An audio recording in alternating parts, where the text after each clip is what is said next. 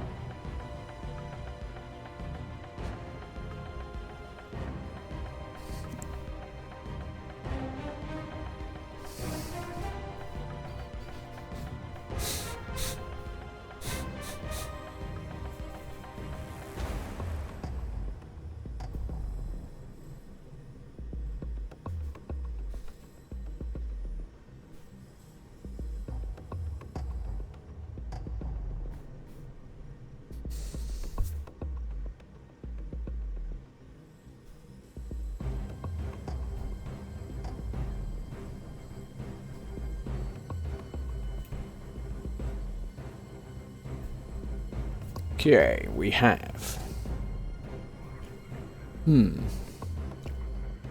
Hunter or a predator?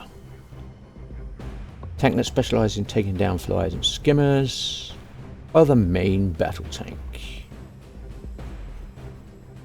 Let's go with you. Taking down skimmers and flyers. Nah, I'll go with you.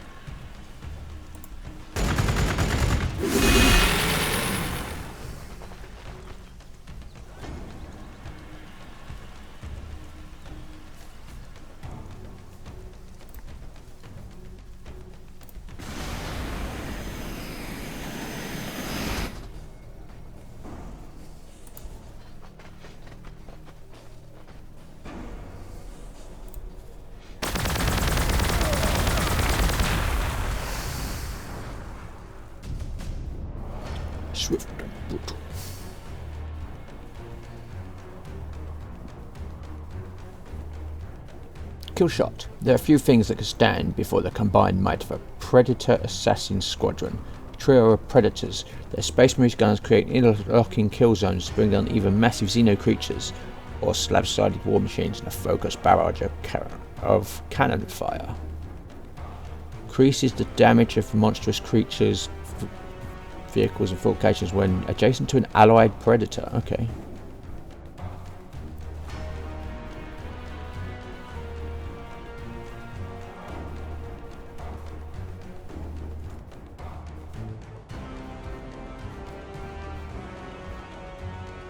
Tank can use their mass as a weapon, driving right into and through densely packed enemies. This often throws the opposing battle line into disarray, as having some monstrous metal behemoth coming straight at you is unnerving for anybody.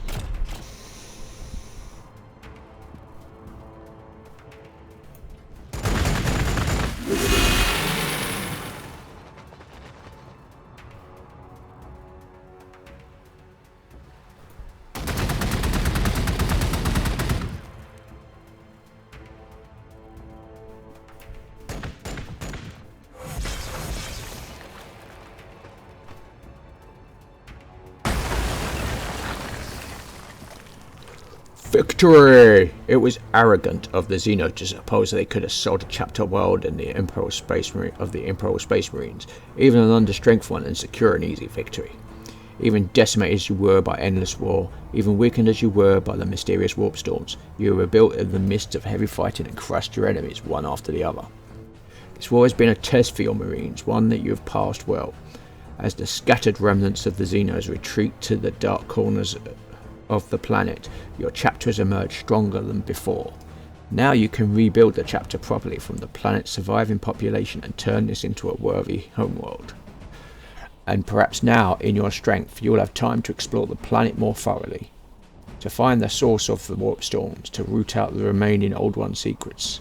Pray that no one else finds them before you. Okay.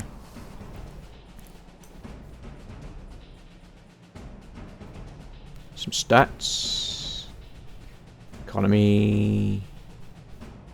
Military. Research. Got me slightly more on research.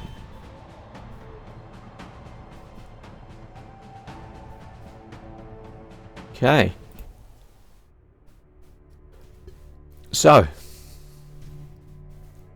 that has been Warhammer 40,000 Gladius, Ruins of War, or is it Relics of War? Ooh. Yep. Well, I enjoyed it. That was a good couple of hours playthrough. That's basically the introduction done. Just to let you know, because we'll go to the new game and we can choose the thing and what we got. Okay, they're suggesting the Space Marines. You know what we're gonna do what we normally do. We'll put that back to very easy. Tiny. Landmass we will medium. Very fast space pace. Take those out. Space Marines. Because there are basically there's 4 factions. Astra Militarum, or the Imperial Guard, Necrons, who we defeated, Orks, and Space Marines. Astra Militarum, made up of innumerable billions of soldiers from a million different worlds. The Astra Militarum is, by sheer weight and numbers, the greatest army the galaxy has ever known. They hold nothing less than the survival of humanity in their hands. Necrons. An eternity ago, the Necrons ruled the stars as cruel, deathless metal masters. Now they are awakening. Legions of sinister, advanced war machines are pouring from the tomb worlds to conquer and enslave. Nothing mortal is safe. Orks. Heavily muscled, aggressive, and incredibly resilient, the fungoid Orks are an anarchic, crude force driven to war by the thrill of the fight. And equals Space Marines. Genetically engineered warriors clad in iconic power armor, the Space Marines are tasked with the protection of the Imperium of Man. They're the greatest soldiers the galaxy has ever known. Okay. Random. Life in the 41st millennium is brutish, short and cruel. Very few are born into happy lives that a wise man would choose, save perhaps for the Orks, whose simple love of war is so perfectly adapted to the era. Selecting a random faction could be considered a rational response to this arbitrary state of being. And Spectator. The wisest minds of the galaxy, writers whose tomes exist only in the Black Library of the oldest spirits of the Eldari dead, agree on one thing only, that the best side to take on any war is that of an observer. But yeah, we'll go with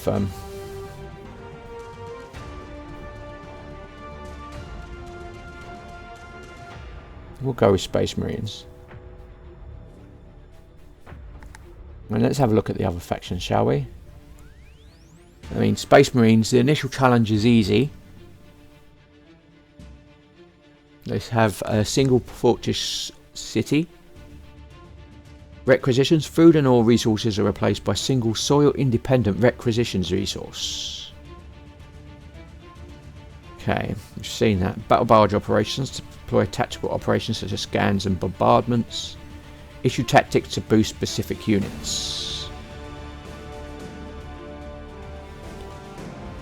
One unbreakable shield against the coming darkness. One last blade forged in defiance of fate. The Emperor of Mankind. With bolters blazing, the battle brothers of the Adeptus Astartes crush the foes of the Imperium wherever they may be found. Each Space Marine is an elite, genetically engineered, cybernetically enhanced super soldier, a mighty and fearless hero worth 100 lesser men. Each Space Marine is recruited into a 1,000-man chapter before they are extensively modified with 19 extra organs and the crucial chapter gene seed.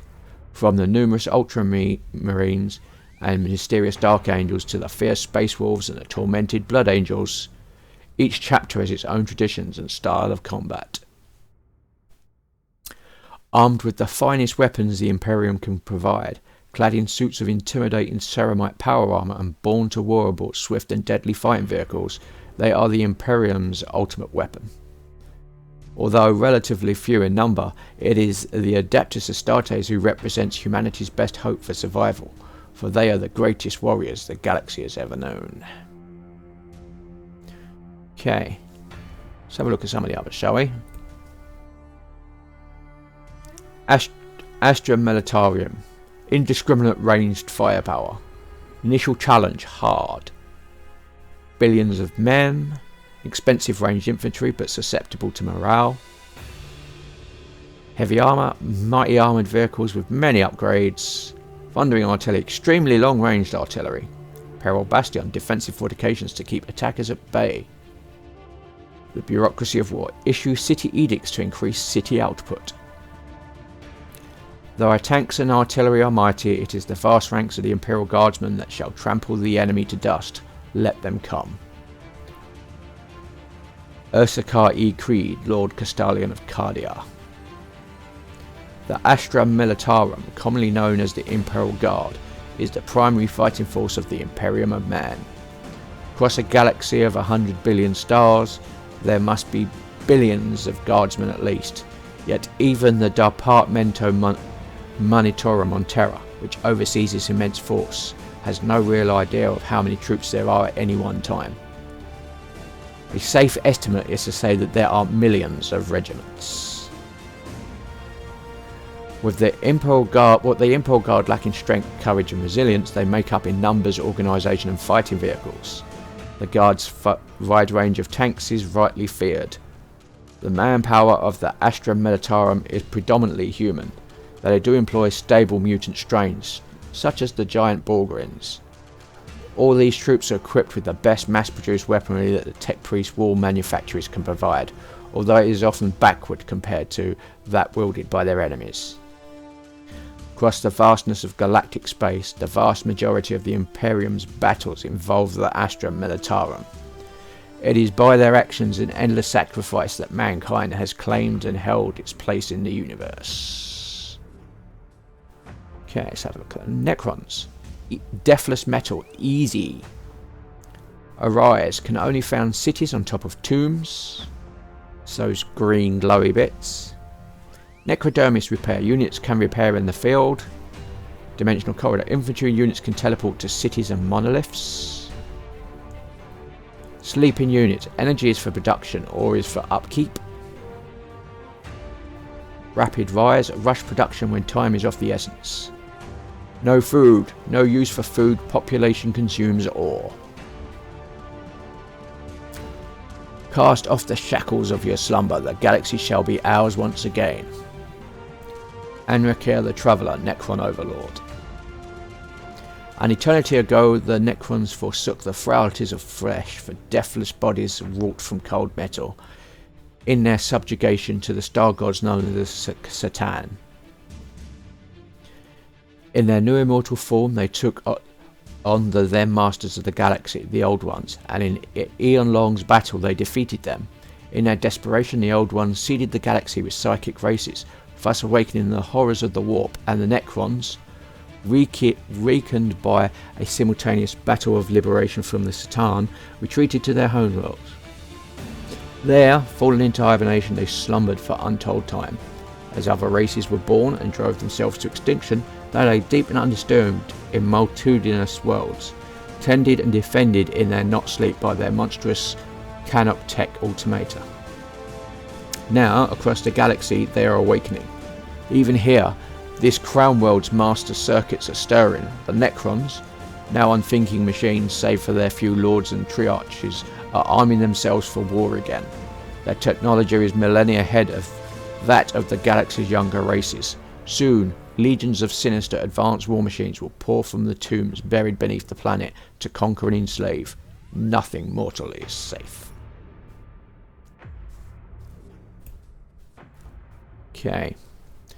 Initial challenge, medium. Melee aggression. Might makes right. Units increase influence by doing damage but have an influence upkeep.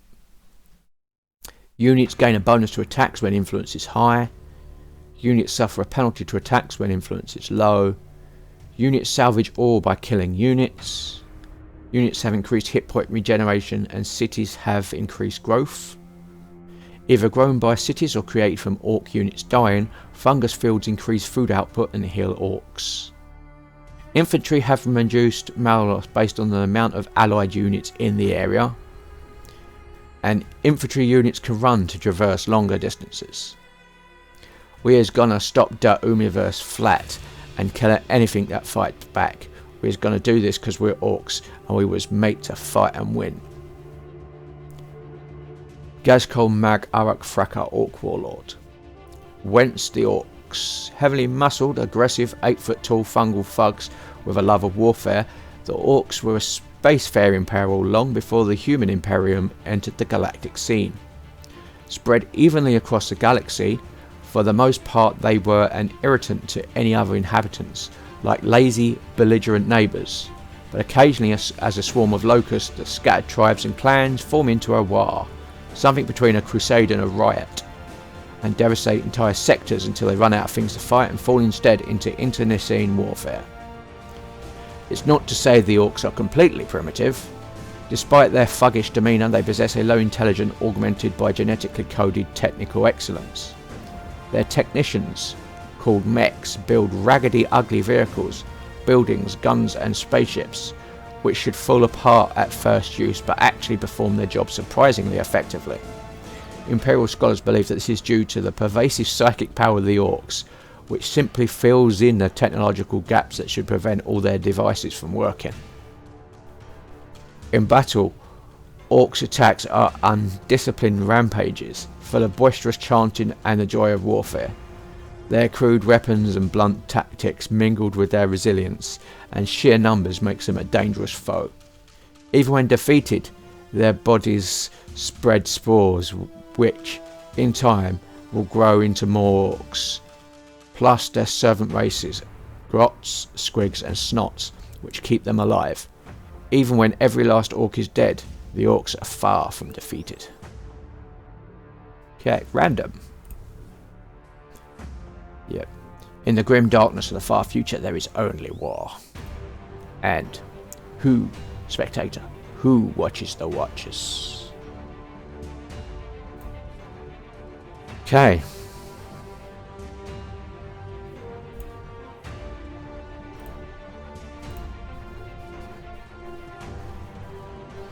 So basically it's Space Marines, Necrons, Orks and Astra Militarum in order of difficulty. So that's probably how we're going to play through.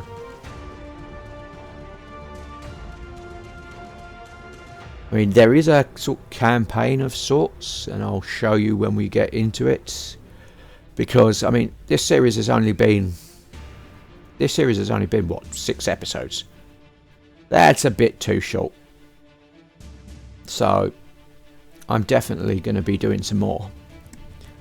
Anyway, this has been Vane doing a Let's Play